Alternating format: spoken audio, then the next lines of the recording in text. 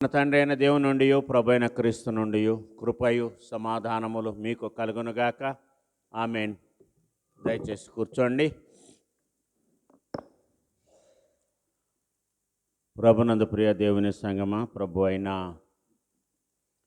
యేసుక్రీస్తు నామమున మీకందరికీ అరుణోదయ అడ్వెంట్ శుభాలను తెలియజేస్తున్నాను.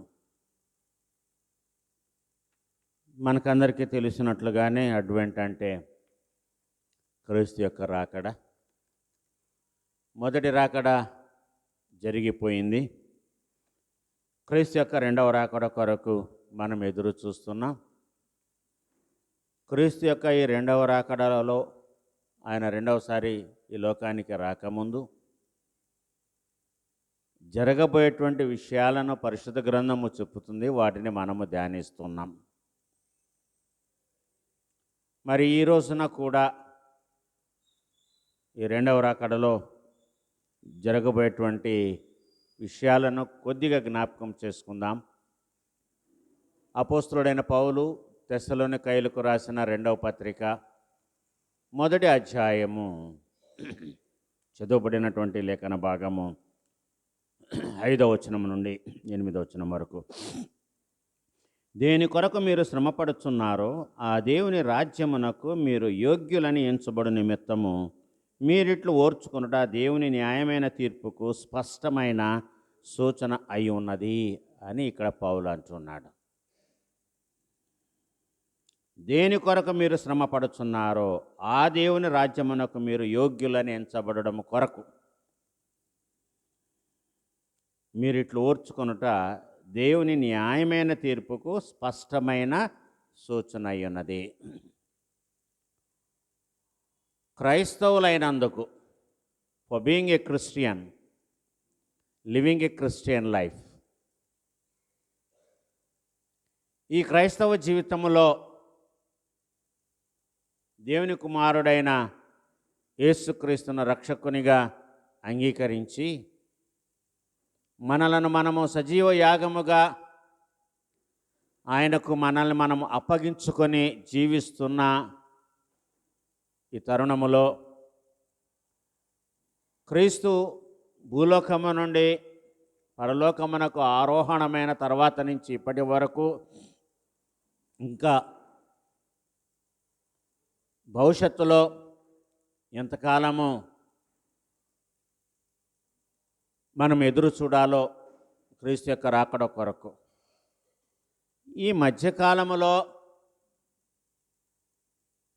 చోటు చేసుకునేటువంటి శ్రమలు కేవలము ఆయన నామాన్ని అనుసరిస్తున్నందుకు ఎదుర్కొనేటువంటి శ్రమలు, వీటి విషయమై అపోస్తలుడైన పౌలు ఏమంటున్నారంటే, మరి దేవుని రాజ్యము కొరకే మనమందరం కూడా ప్రయాసపడుతున్నాం, దేవుని యొక్క రాజ్యాన్ని స్వతంత్రించుకోవడానికి. ఒక యవనస్తుడు వచ్చి యేసు ప్రభు వారి దగ్గరికి వచ్చి నిత్య జీవాన్ని వారసత్వంగా పొందాలంటే నేను ఏ మంచి కార్యము చేయాలి అని అన్నాడు. సో నిత్య జీవము శాశ్వత రాజ్యములో ఉంటుంది, అదే పరలోక రాజ్యము. మనము ప్రభు నేర్పిన ప్రార్థనలో ఒక మాట జ్ఞాపకం చేసుకుంటున్నాం. ఏంటది? నీ చిత్తము పరలోకమందు నెరవేరినట్లు భూమి యందును నెరవేరును గాక. మన ఆశ, మన నిరీక్షణ అంతా కూడా ఏంటంటే దేవుని చిత్తము పరలోకములో ఏ విధముగా ఉందో అది భూలోకములో కూడా నెరవేరాలి. ఇది మనము దేవుణ్ణి చాలా సమయాల్లో మనం వేడుకుంటూ ఉన్నాం. కాబట్టి ఇక్కడ మరి ఇప్పటి కాలంలో మనకు ఎదురవుతున్నటువంటి శ్రమలు, దూషణ, నిందల పాలవ్వడం, అవమానాల పాలవ్వడం, ఇవన్నీ కూడా కేవలము యేసయ్యని రక్షకునిగా అంగీకరించినందుకే తప్ప మన స్వవిషయాల మీద కాదు. మనము తప్పులు చేసి మనమును పాపము చేసినందుకు వచ్చే శ్రమల విషయం కానే కాదు. నా నిమిత్తమై ప్రజలు మిమ్మల్ని నిందించి హింసించి మీ మీద అబద్ధముగా చెడ్డ మాటలు ఎలా పలుకున్నప్పుడు మీరు ధన్యులు, సంతోషించి ఆనందించడి, పరలోకమందు మీ ఫలము అధికమగును అనేసి అన్నాడు. సో కాబట్టి నా నిమిత్తము ప్రజలు మిమ్మల్ని నిందించి హింసించి మీ మీద అబద్ధముగా చెడ్డ మాటలెల్లా పలుకున్నప్పుడు మీరు ధన్యులు అని అన్నారు. అవును ప్రభునందు ప్రియులారా, ఒకసారి ఒక విశ్వాసంలోనికి వెళ్ళిన తర్వాత మళ్ళీ వెనక్కి అంటూ తిరిగి చూడకూడదు. శ్రమలు వచ్చినాయి కదా అని, కష్టాలు వచ్చినాయి కదా అని వెనక్కి తిరిగి చూడకూడదు. అలాగే మనం మన జీవితంలో ఆ నామమును బట్టే మనం ముందు కొనసాగాలి. దానికి వచ్చేటువంటి ప్రతిఫలం ఏంటి? అవును, పరలోక రాజ్యాన్ని ప్రతి ఒక్కరు కూడా ఆశించాలి, దాని కొరకు ఎదురు చూడాలి. ఈ లోకము అందమైనదే, సువిశాలమైనటువంటి సృష్టి, దేవుని యొక్క సృష్టి చాలా అందంగా ఉంటుంది. దేవుని సృష్టిలో ఏది కూడా అసంపూర్తిగా లేదు. సృష్టిని ఆయన సంపూర్తి చేశాడు కాబట్టి ఇది మంచిది అని అన్నాడు దేవుడు, యెహోవా దేవుడు. మీరు ఆదికాండము 1వ అధ్యాయం చదివితే అక్కడ వ్రాయబడి ఉంటుంది. నరుడు దేవుడు సృష్టించిన సృష్టిని ప్రేమించి సృష్టికర్తను విస్మరించాడు. తద్వారా ఏర్పడినటువంటి లోటు, అంధకారము మళ్ళా భూమిని కమ్మి మనిషి యొక్క జీవితాన్ని అస్తవ్యస్తము చేసి మార్చివేసింది. ఆ కాలములో మనిషి మరి అన్వేషణ మొదలుపెట్టాడు. నేను ఈ అంధకారము నుంచి బయటకు వెళ్ళాలి, నన్ను ఎవరు బయటకు తీసుకువస్తారు? అప్పుడు మనిషి, నరుడు దేవుని వైపు చూచాడు, దేవుణ్ణి వేడుకోవడం మొదలుపెట్టాడు. అప్పుడు దేవుడు తన కుమారుని ఈ లోకానికి నరవతారిగా పంపించి ఆయన బలిదానము ద్వారా దేవుడు మనుషులను విమోచింపజేశాడు. శిలువ మరణము పొందడానికే దేవుడు తన కుమారుని ఈ లోకానికి పంపలేదు, రక్షణను ఇవ్వడానికి పంపించారు. మనుషులు ఆయన్ని చంపివేశారు.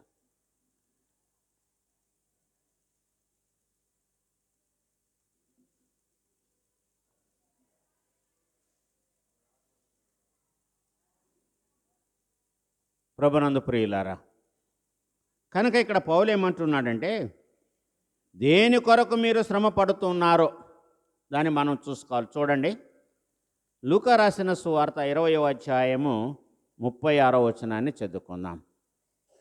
20:36 ఇక్కడ వ్రాయబడినటువంటి మాట ఏంటి? వారు పునరుత్థానములో పాలివారయ్యుండి దేవదూత సమానులను దేవుని కుమారులనయుందురు గనుక వారికను చావనేరరు. This is our expectation. ఇది చెప్తున్నాడు ఇక్కడ ఈ వాక్యంలో. లూకా సువార్త 20వ అధ్యాయములో 36వ వచనములో యేసుప్రభు వారు చెప్తున్నారు, వారు పునరుత్థానములో పాలివారై ఉండి. సో మనమందరము కూడా పునరుత్థానములో పాలివారై ఉండాలి అనే దేవుడు కోరుకుంటున్నాడు. చనిపోయిన వారందరూ కూడా లెగవాలి.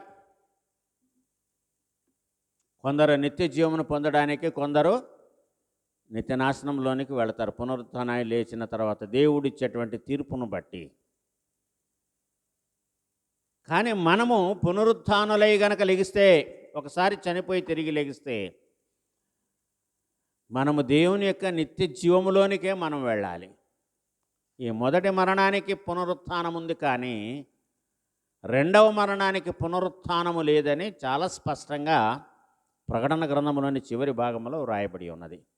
కాబట్టి ఇక్కడ యేసయ్య చెప్తున్నారు, వారు పునరుత్థానములో పాలివారయ్యుండి దేవదూత సమానులు. ఈ లోకంలో దేవుని కొరకు శ్రమలు అనుభవించిన వారు ఎలాగుంటారంటండి?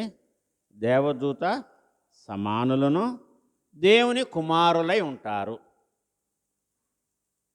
ఇంతకంటే గొప్ప భాగ్యం ఈ లోకంలో మనకేముంది? ఏది కూడా లేదు. సో దేవదూత సమానులు, దేవుని కుమారులు. దేవుని కుమారులకు ఉండేటువంటి కుమారులకు ఉండేటువంటి హక్కు ఏంటి? తండ్రి స్వాస్థ్యములో భాగం ఉంటుంది కదా. తండ్రి సంపాదించిందంతా కూడా ఎవరి కోసమో? బిడల కోసమే. ఆస్తిపాస్తుల విషయంలో ఒక్కటే కాదు, ఘనత విషయంలో, మహిమ విషయంలో, అన్ని విషయములో ఆయన కుమారుడై ఉండి తన్ను తాను తగ్గించుకొని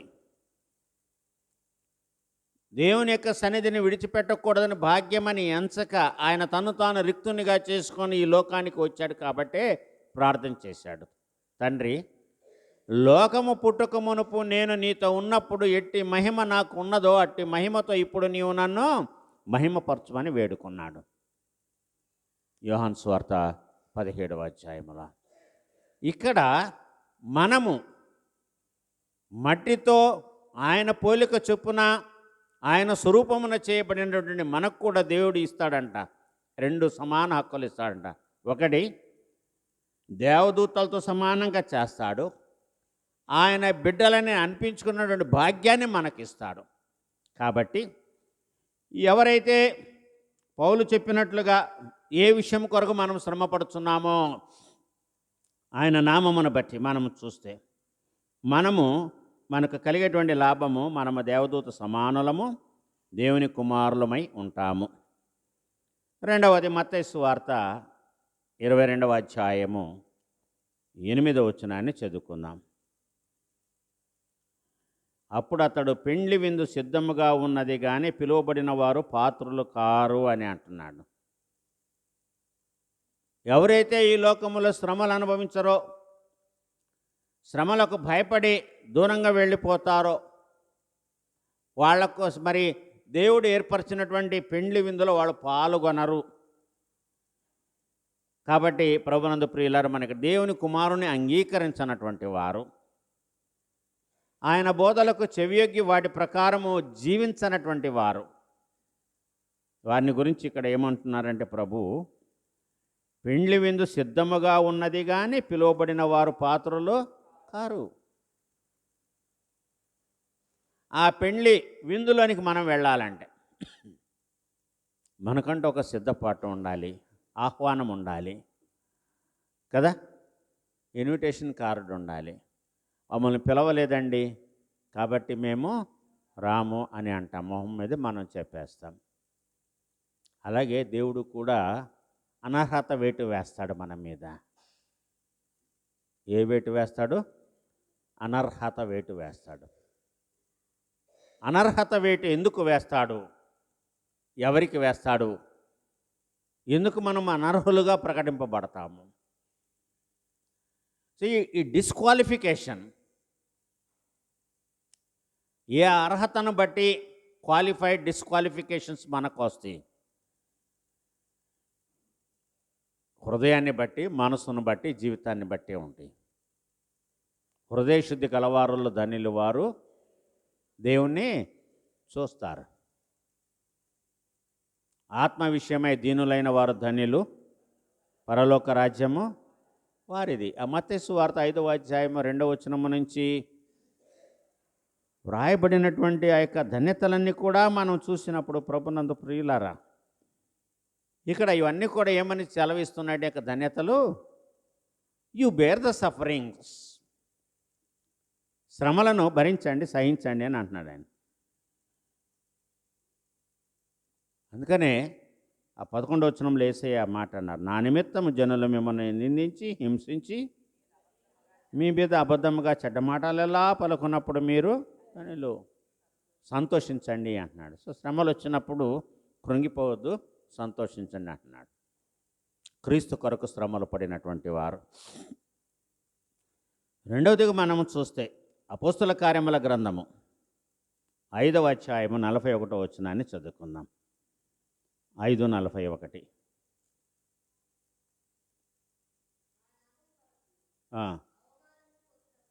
ఆ నామము కొరకు అవమానము పొందుటకు పాత్రులను ఎంచబడుట వలన వారు సంతోషించుచు మహాసభ ఎదుట నుండి వెళ్ళిపోయిరి. సో క్రీస్తు నామము కొరకు అవమానము అనుభవించడానికి కూడా వాళ్ళ పాత్రలని ఎంచారంట. అది కూడా ఒక అర్హత అండి. యేసయ్య నామములో అవమానాన్ని భరించడం కూడా ఒక అర్హత. యేసయ్య నామం కొరకు మనం అవమానింపబడకపోతే దేవుడు మనల్ని ప్రేమించట్లేదని అర్థం. ఎవరిని ఇచ్చేస్తారు? యేసయ్యని ఎవరైతే వెంబడిస్తున్నారో వాళ్ళకి అవమానం కలుగుతుంది. యేసయ్యని వెంబడించే వాళ్ళకి అవమానం ఉండదు కదా.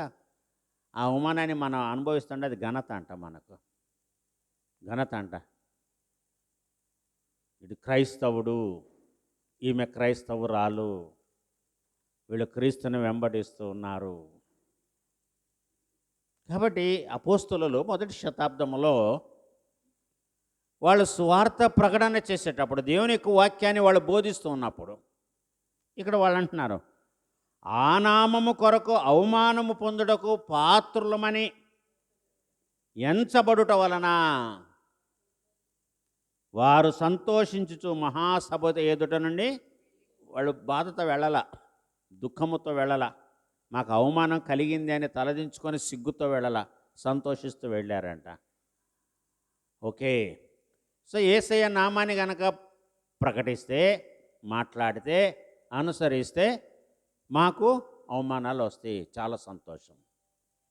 ఎందుకంటే యెషయా ప్రవక్త దేవుని కుమారుడైన క్రీస్తు యొక్క శ్రమలను గురించి 53వ అధ్యాయంలో ఆయన రాశాడు. వాటన్నిటిని కూడా మనం ధ్యానం చేసుకుంటున్నాం. మనం ఈ లోకంలో ఇప్పుడు అనుభవించేటువంటి శ్రమలేమి పెద్ద శ్రమలు కాదు, ఆయన నామము కొరకే. ఇక్కడ అదే మళ్ళీ మళ్ళీ నేను రిపీట్ చేస్తున్నాను. కేవలము క్రైస్తవులని పిలువబడినందుకే మనకు సిగ్గు, అవమానము ఏది కలిగినా, మనుషులు మనల్ని ద్వేషించినా, తిట్టినా, మనల్ని నిందల పాలు చేసినా మనం సంతోషించాలంట. అప్పుడే మనకు ఘనత దొరుకుతుంది అని చెప్తున్నాడు. ప్రభునందు ప్రియులారా గమనించండి. ప్రకటన గ్రంథము 3వ అధ్యాయము 4వ వచనం. అయితే తమ వస్త్రములో అపవిత్రపరచుకొనని కొందరు సార్దీసులోని యొద్ద ఉన్నారు. వారు అర్హులు గనుక తెల్లని వస్త్రములు ధరించుకొని నాతో కూడా సంచరించెదరు. అర్హులు. మనము వేసుకున్నటువంటి బట్టల్లో అర్హత ఉంటాయి. నేను పాస్టర్నే, నా కోడ్ ఇంతే, బిషప్ వేసుకునే డ్రెస్ నేను వేసుకోకూడదు, నాకు అర్హత లేదు, నేను దానికి పాత్రుని కాను, యోగ్యుడిని కాను. తెల్లని వస్త్రాలు అన్నాడు. ఈ తెల్లని వస్త్రాలకి ఒక కథ ఉంది. ఎటువంటి తెల్లని వస్త్రాలు? అన్నీ తెలుపైన వస్త్రాలు కాదు, తెలుపు రంగు ఉన్నవని తెలుపు వస్త్రాలు కాదు. గొర్రెపిల్ల రక్తములో తమ వస్త్రమును ఉతుక్కొని ఎవరైతే వాటిని తెలుపు చేసుకున్నారో వాళ్ళే. తెల్ల ప్యాంటు, తెల్ల చొక్క కానీ నాకులాగా తెల్ల గౌను, ఇది ఒక సంకేతం అంతే. దేవుని దగ్గరికి వచ్చేవాళ్ళు పరిశుద్ధంగా కనపడాలి. తెలుపు మనిషిని తేట తెల్లం చేస్తుంది, నీటుగా కనిపెడుతుంది, వాళ్ళు ఏ రంగు ఉన్నా. కాబట్టి ఈ ప్రకటన గ్రంథం 3వ అధ్యాయం 5వ వచనంలో ఏమంటున్నాడంటే, జయించువాడు అలాగున తెల్లని వస్త్రములు ధరించుకుంటారు. జయించేవారే తెల్లని వస్త్రాలు ధరించుకుంటారంట. విజయోత్సాహ వస్త్రాలు మనకున్నాయి. స్తుతి వస్త్రాలు ఉన్నాయి, మహిమ వస్త్రాలు ఉన్నాయి, పెండ్లి విందు వస్త్రాలు ఉన్నాయి కదా, చాలా వస్త్రాలు ఉన్నాయి. ఇక్కడ ఎవరైతే జయిస్తారో, శ్రమలను జయించేటువంటి వారు, క్రీస్తు నామము కొరకు శ్రమలను జయించేవారు. మనము 7వ అధ్యాయం 14వ వచనంలో అదే చూస్తాం. అయ్యా వీరెవరు? వీరు భూలోకములో మహాశ్రమలను అనుభవించి వచ్చిన వారు, గొర్రెపిల్ల రక్తంలో తమ వస్త్రములను ఉతుక్కొని తెలుపు చేసుకున్నటువంటి వారు. సో యేసయ్య రక్తములో మనల్ని మనము శుద్ధీకరించుకొని మనము రూపాంతరము చెందాలి, కడుగుబడాలి. కడుగుబడితేనే మనం రూపాంతరం చెందుతాం. కనుక ఇక్కడ అంటున్నాడు ఆ మాటను మనకు. జయించువాడు అలాగున తెల్లని వస్త్రంలో ధరించుకొనును, మరియు జీవగ్రంథములో నుండి అతని పేరెంత మాత్రమును తుడుపు పెట్టక, నా తండ్రి ఎదుటను ఆయన దూతలు ఎదుటను అతని పేరు నేను ఒప్పుకుంటాను అని 5వ వచనంలో అంటున్నాడు. కాబట్టి ఈ 4, 5 వచనాలకు ఉన్నటువంటి సంబంధాన్ని బట్టి పౌలు ఈ తెస్సలోనికైలకు రాసినటువంటి 2వ పత్రిక 1వ అధ్యాయంలోని చదువుకునే యొక్క లేఖన భాగములో చాలా స్పష్టంగా ఆయన తెలియజేస్తున్నాడు. ఏమని? మీరిట్లు ఓర్చుకొనుట దేవుని న్యాయమైన తీర్పుకు స్పష్టమైన సూచన. ఓర్పుకు, ఓర్చుకోవడం. అందుకని అప్పుడప్పుడు మనం ఒక పాట పాడుతుంటాం. రేగత్వరపడకు ఓర్చుకో ఓర్చుకో కోపిగోడు చెందును ఓర్చుకో, నీకు అన్యాయమైనను కన్నులెర్ర చెయ్యకు శాంతమందుమెప్పుడు ఓర్చుకో. సో ఈ ఓర్పు వల్ల మనము పొందేటువంటి లాభం ఏంటంటే నిత్య జీవం. దేవదూతలతో సమానంగా ఎంచబడతాం, ఆయన కుమారులని పిలువబడతాం. ఎందుకంటే దేవుని కుమారుడైన క్రీస్తు కూడా ఆయన ఓర్చుకున్నాడు కాబట్టే మరణాన్ని జయించాడు. ఓర్చుకున్నాడు కాబట్టే తండ్రి కుడిపార్శ్వమున ఆయన కూర్చొని ఉన్నాడు. ఆయన ఓర్చుకున్నాడు కాబట్టే మహామహిమతో ప్రభావముతో ఆయన మళ్ళీ తిరిగి వస్తాడు. ఎవరిని వెంటబెట్టుకొని వస్తాడు? క్రీస్తునందు మృతులైన వారిని ఆయన తనతో పాటు వెంటబెట్టుకొని వస్తాడు. ఇవన్నీ ఆధిక్యతలు ప్రభునందు ప్రియులారా ఎప్పుడు కలుగుతాయి అంటే ఇప్పటి కాలములో కాదు, క్రీస్తు యొక్క 2వ రాకడలో మనం ఇవన్నీ కూడా మనము చూస్తాం. ఆ విధంగా సిద్ధపడాలని మరి వాక్యం మనకు సెలవిస్తుంది. చూడండి, పౌలు రోమీయులకు రాసిన పత్రిక 2వ అధ్యాయము 5వ వచనాన్ని చదువుకుందాం. 2:5. నీ కాఠిన్యమును మార్పు పొందని నీ హృదయమును అనుసరించి ఉగ్రత దినమందు అనగా దేవుని న్యాయమైన తీర్పు బయలుపరచబడినప్పుడు దినమందు నీకు నీవే ఉగ్రతను సమకూర్చుకొనుచున్నావు.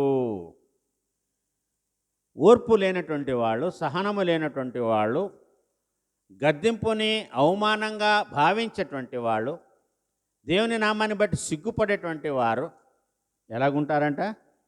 నీ కాఠిన్యమును మార్పు పొందని నీ హృదయమును అనుసరించి.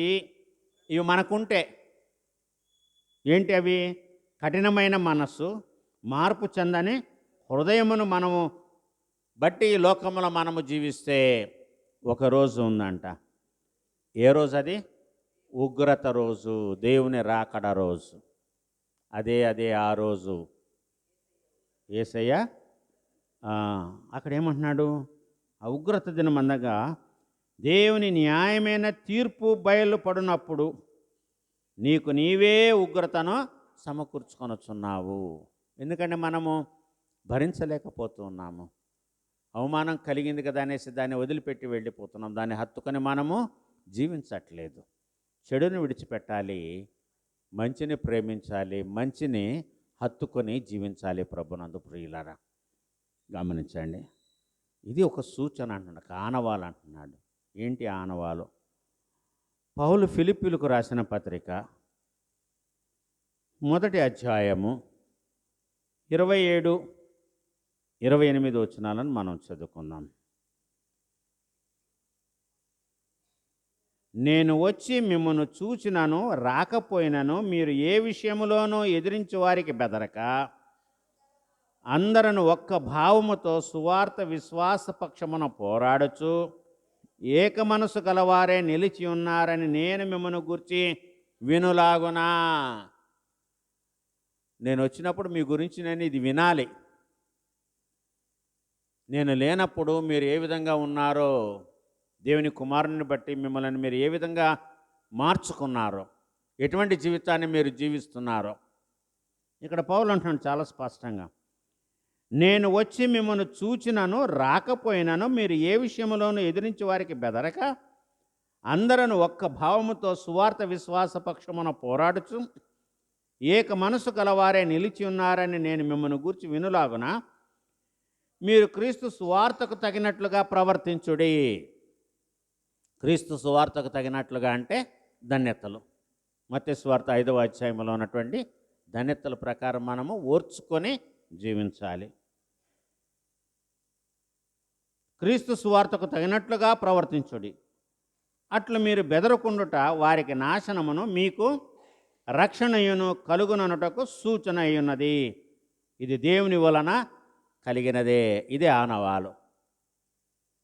మనకు రక్షణ అనడానికి ఇది సూచన. వాళ్ళే పారిపోతారు. ఎవరైతే మనల్ని బెదిరించారో, ఎవరైతే మనల్ని నిందల పాలు అవమానాల పాలు చేస్తున్నారో. ఈ రోజున భారతదేశంలో చాలా కఠినంగా ఉంది. ఎక్కడ కూడా క్రిస్మస్ వేడుకలను జరుపుకోవడానికి లేదు. ఇంకా కఠినమైనటువంటి ఆజ్ఞలను ప్రభుత్వం జారీ చేయబోతుంది.